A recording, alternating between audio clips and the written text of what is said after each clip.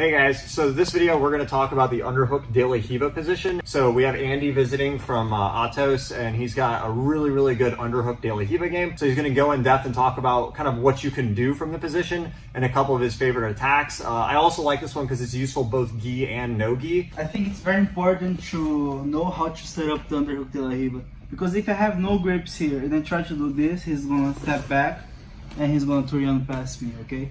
So first I'm controlling either the ankle or the pants, doesn't matter, and I like to reach for the collar here. And I like to be pulling the collar, because when I'm pulling him, he needs to put his weight on his feet. That means he's not going to be able to step back. He's not going to be fast enough. So I pull and escape my hip, because now I have the perfect angle in space to get my Underhook De La Riva here. And notice, because I escaped my hip, once I get the Underhook De La Riva, I'm very tight here.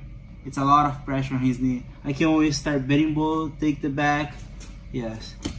And from here, one extra detail that I like to use is, once I get the De La Riva underhook, I like to pull my knee towards my chest, like this.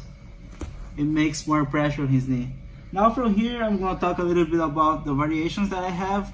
Of course, one is Berimbolos. We can always switch for the Berimbolos. But usually what they do is, whenever the guy on top is on De La Riva, they want to step over this leg here. So they start stepping over this leg, and that's the perfect thing for me.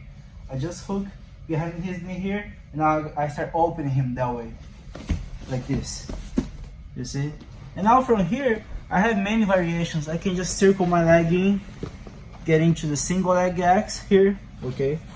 I can make this X guard here, where I can start sweeping him, or I can either switch for the back. There's a lot of variations.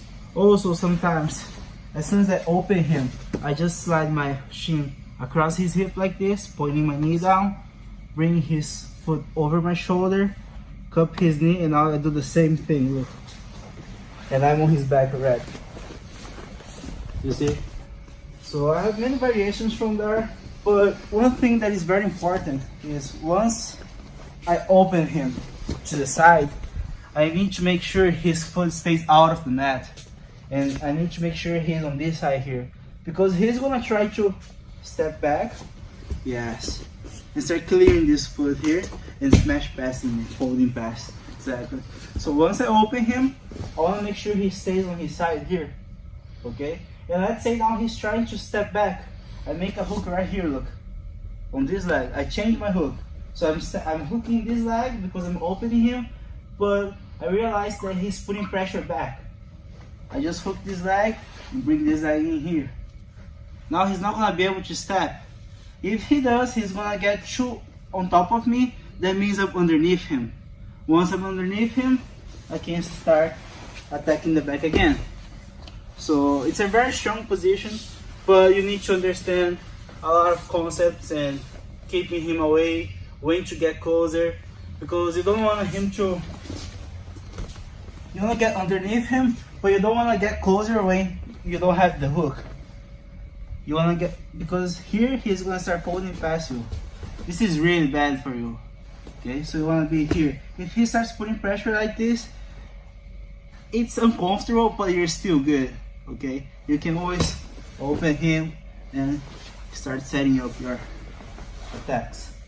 You can put in the 50-50, you can put in the single leg X guard. I can always do Waiter sweep. Waiter sweep.